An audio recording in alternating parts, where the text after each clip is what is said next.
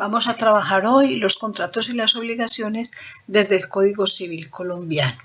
Aquí vamos a encontrar entonces cuáles son las características y clases de contratos y cuáles son las obligaciones que adquiere cada una de las partes a la hora de contratarse, a qué se comprometen y cuáles serían los medios para hacer efectivos esos compromisos en el evento en que se incumplan. Asimismo, cómo se extinguen o se cambian y modifican las obligaciones. Vale la pena entonces recordar que es un contrato y saber que es un acto jurídico que se rige por el principio de la autonomía de la voluntad y que va a transmitir derechos y obligaciones entre las partes que pueden ser singulares o plurales. Es un acto entonces donde la persona se compromete a dar, a hacer o no hacer.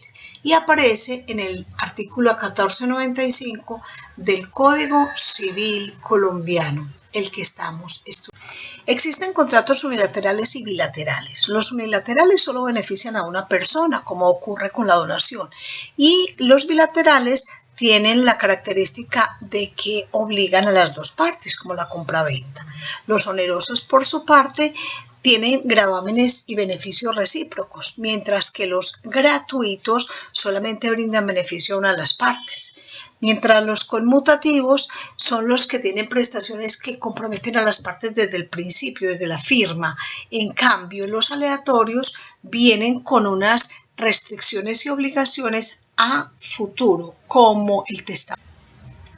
Existen algunos contratos llamados principales que no dependen de nadie, como la compraventa, y otros que son accesorios que dependen de la principal y sería la hipoteca.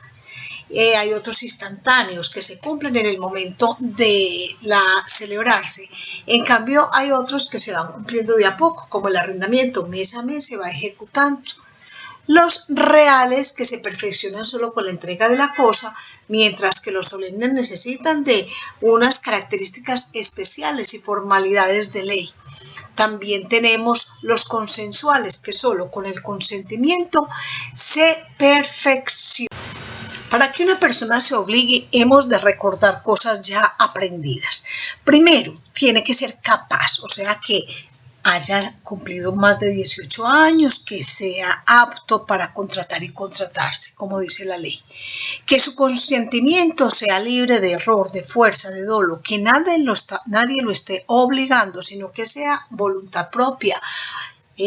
Luego tenemos el objetivo, que sea lícito. No podemos contratar sobre algo que vaya en contra de la ley, como contratar para un asesinato. Y la causa lícita, que haya un motivo que induce al acto o contrato, no dañar a otro, ni deteriorar ni defraudar a otro. Los móviles tienen que ser absolutamente legales y reconocidos por la ley. Tenemos varios tipos de contratos según el área de aplicación. Están los laborales, los civiles, los comerciales. Dentro de los laborales tenemos el verbal, el a término indefinido, el escrito, el a término fijo, el de por obra o labor, varios de ellos. Bueno, tenemos entre los civiles el de arrendamiento, el de depósito, el de comodato. Y tenemos entre los comerciales la compra-venta, la permuta mercantil, el transporte de mercancías, el leasing, el marketing, entre otros. Todos ellos entonces nos van a ofrecer ciertas garantías y derechos, pero también nos van a comprometer en obligaciones. Tenemos también el contrato de aprendizaje, que es un contrato por ley, es sui generis, se trabaja con los estudiantes y con llamados aprendices. La ley determina cuántos debe tener cada empresa, cómo debe pagárseles y no hay compromiso. Tenemos entonces que las obligaciones se pueden definir como un vínculo por el cual las partes, una llamada deudora, otra llamada acreedora, quedan ligados y uno se encarga o se compromete con la otra. Es decir, uno está obligado a pagar, por decir de alguna manera, y el otro tiene derecho a exigir. Se cumple con requisitos especiales. Tiene que haber posibilidad, licitud, determinación y patrimonialidad. Hay varios tipos de obligaciones. Nos podemos obligar en obligaciones de dar, de hacer o de no hacer.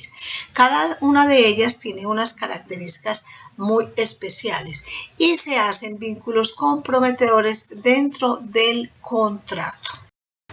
Se tiene, por ejemplo, dentro de las obligaciones de dar la entrega de la cosa o del bien al acreedor a quien se le debe. Esto tenemos como ejemplo la venta de ropa. Tú me das el dinero, yo te doy la camisa que compraste. La obligación de hacer es aquella donde el deudor se obliga a realizar un hecho en favor del acreedor. Por ejemplo, yo soy un maestro de obra y me obligo contigo a construirte una casa. Y la obligación de no hacer es aquella en la que el deudor se compromete a abstenerse o a omitir de realizar determinada conducta. Por ejemplo, no entrar a un... Tenemos dentro de las obligaciones varias clases. Veamos, las obligaciones civiles que dan derecho a exigir su cumplimiento. Las vamos a encontrar en el Código Civil colombiano en el artículo 1527. Las naturales no confieren derecho para exigir su cumplimiento. Tú las cumples porque tienes voluntad de hacerlo. Mi amigo me prestó 10.000 pesos, yo se los pago el día que yo pueda. Las condicionales dependen de una condición. Yo digo, te voy a regalar esta casa, pero el día que yo me muera. Las que tienen un plazo son las que nos dicen, vamos a pagar dentro de 2 años o dentro de 3 años. No me pueden exigir el pago a los 6 meses. Hay otras que se llaman solidarias, donde varios deudores se comprometen con un acreedor y el acreedor puede hacer efectivo ese pago desde cualquiera de ellos. Y las que tienen cláusulas penales son las que aseguran el cumplimiento con una pena de dar o de hacer. Tenemos entonces que las obligaciones que están suscritas en el artículo 1602 del Código Civil colombiano tienen unos efectos. Primero, todo contrato legalmente celebrado es ley para las partes y las deben cumplir las partes. Segundo, se presume la buena fe en los contratos. Nadie va a presumir que estamos actuando mal o por contrariar o dañar al otro. La obligación de dar contiene la entrega de la cosa. Si yo me comprometí a entregar una casa, debo entregársela al comprador. Cuando no se cumple la obligación dentro del término estipulado, entonces se incurre en una mora que se va a cobrar con un dinero extra al pago normal de la obligación, y ese dinero se puede representar en intereses que se cobran de acuerdo a las tablas que tenga la ley. Ahora, si el uno y el otro se equivocaron, la mora purga la mora. Encontramos también unos modos de extinguir las obligaciones en el artículo 1625 del Código Civil colombiano.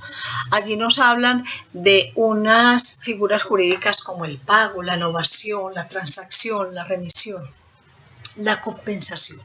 Cuando pagamos completamente la deuda, entonces la obligación quedó extinguida, se acabó la obligación. Lo mismo pasa cuando transamos con el acreedor y en vez de pagarle 20 millones le pagamos de contado 17, y esa es una transacción, por ejemplo. Así cada una de ellas nos dirá cómo termina. Vamos a tocar un punto muy importante que son las capitulaciones matrimoniales, que corresponden a las convenciones que celebran los novios futuros contrayentes antes de casarse. Estas capitulaciones se realizan por medio de escritura pública ante notario público y en ellas se dejan estipulados si se va o no a conformar una sociedad conyugal, y si así fuera, qué bienes entrarían a formar parte de ella, o simplemente a decir si los bienes futuros serán los únicos que entran a ser parte de la sociedad conyugal. Se entiende que si no se hacen capitulaciones, entonces la sociedad conyugal empieza a nacer desde el momento en que, a conformarse mejor, desde el momento en que se hace el matrimonio. Ya cuando se vaya a liquidar es que se determina qué hay y qué no hay dentro de esa sociedad conyugal. Dentro de las obligaciones hay una parte muy importante y es la prelación de las deudas o de los créditos. Aquí la ley nos dice cómo se clasifican los créditos, cuáles hay que pagar primero en el momento de una declaratoria de liquidez.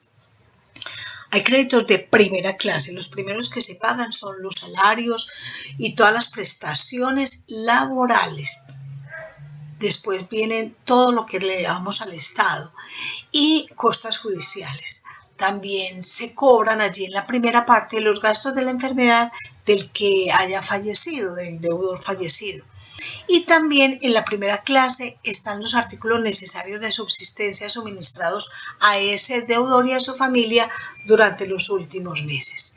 Las pensiones de alimento también están clasificadas dentro de las deudas o créditos de primerísima clase. Como se puede ver entonces, se eligen los primeros créditos que hay que pagar y ante ellos es que debe entrar a legislar. En segunda clase están los créditos que se le deben a las personas que nos dan alojamiento y a los que nos transportan o acarrean mercancía.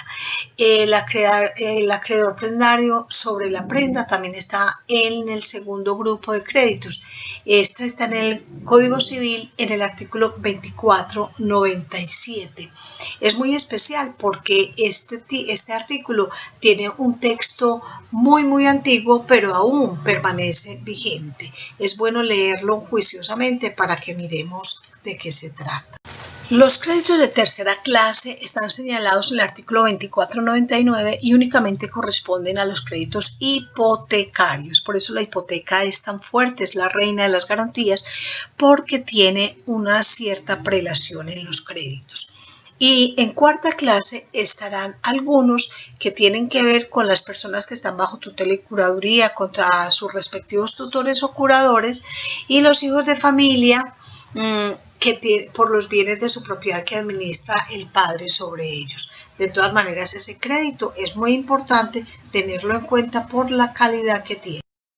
Finalmente tenemos los créditos de quinta clase. Estos son todos aquellos que no pertenecen a ninguna de las 4 clases anteriores, entonces no tienen ninguna prelación, sino que simplemente se pagan si alcanza la plática.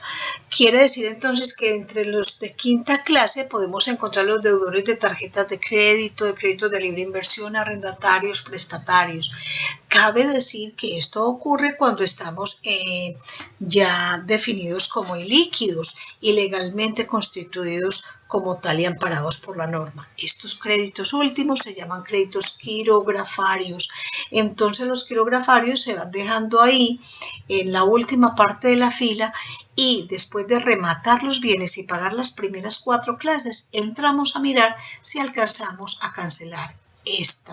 Hacemos hincapié en la hipoteca porque este es un derecho prendario constituido sobre bienes inmuebles y que garantiza definitivamente al acreedor el pago de ese préstamo en dinero que ha hecho. De esta forma, los bancos, por ejemplo, han fortalecido sus criterios de préstamos de inversión a los posibles compradores o a los compradores de vivienda. ¿Por qué? Porque el acreedor se garantiza el pago de su dinero con el mismo bien hipotecado. Las hipotecas solo se hacen sobre bienes inmuebles, fincas, casas, apartamentos, que pueden ser rematados si el deudor no paga la deuda. Como se puede colegir de todo lo dicho, entonces las obligaciones y los contratos en Colombia están absolutamente legislados y nos dan unas obligaciones para cumplir de acuerdo a la ley. También hay otros conceptos especiales que iremos investigando poco a poco y que corresponden a la prescripción, la caducidad, la fianza, la agencia oficiosa, el contrato de mandato, los préstamos de consumo, que son supremamente importantes para el desarrollo de esta clase y que nos darán una carta abierta del conocimiento al respecto.